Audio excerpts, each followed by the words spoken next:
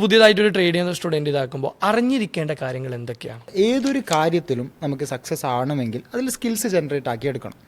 ഇല്ലാന്നുണ്ട് വെച്ച് കഴിഞ്ഞാൽ ഒരു ബൈയും സെല്ല് ചെയ്യാൻ ആർക്കും പറ്റും. 50-50 ചാൻസ് എന്ന രീതിയിൽ ഗാംബ്ലിംഗ് ആയിട്ടാണ് ആൾക്കാർ വരുന്നുള്ളത്. അപ്പോൾ ആ ഒരു മൈൻഡ് സെറ്റിലാണെങ്കിൽ നിങ്ങൾ വരണ്ട, നിങ്ങൾ വല്ല ജോബ് ചെയ്തോ, നിങ്ങൾക്ക് പറ്റിയ പണി ചെയ്തോ. ഇത് നിങ്ങൾക്ക് പറ്റിയ ഈവൻ ഇപ്പോൾ ജോബ് ചെയ്തോ എന്ന് പറയുന്ന സമയത്ത് ഈ ജോബിൽ ഞാൻ ഈ അടുത്തൊരു ഇൻ്റർവ്യൂ കാണുമ്പോൾ IT പ്രൊഫഷണൽസ് ഏറ്റവും കൂടുതൽ സ്ട്രെസ് അനുഭവിക്കുന്ന ആളുകളാണെന്ന് പറയുന്നത്. അതായത് അവരൊരാളെ കീഴിൽ വർക്ക് ചെയ്യുന്നത് 24 hours ആണെങ്കിലും അവരെ ഡേ ടു ഡേ മൊത്തത്തിൽ പോകുന്നുള്ളത്. അപ്പോൾ അങ്ങനെയുള്ള ആളുകൾ ഇപ്പോൾ ട്രേഡിങ്ങിലേക്ക് ഏറ്റവും കൂടുതൽ വരുന്നത്. ട്രേഡിങ്ങിൻ്റെ പ്രശ്നമെന്ന് വെച്ച് കഴിഞ്ഞാൽ അവിടെ ജോബിൻ്റെ കാര്യത്തിലാണ് സ്ട്രെസ്സും കാര്യങ്ങളും അനുഭവിക്കേണ്ടതുള്ളത്. പക്ഷെ ഇവിടെ എന്താണുള്ളത്? ഇവിടെ റിയൽ മണിയാണുള്ളത്. അപ്പം ഈ റിയൽ മണി നമ്മൾ ഇട്ട് ചെയ്യുന്ന സമയത്ത് ഒരു $1,000 ഇല്ലെങ്കിൽ $100 ആണ് ഉള്ളത് എന്ന് വിചാരിച്ചു അക്കൗണ്ടിൽ. പക്ഷെ $1 ലോസിലേക്ക് പോകുമ്പോഴേക്ക് തന്നെ നമ്മളെ നെഞ്ചിടിപ്പ് കൂടാൻ തുടങ്ങും.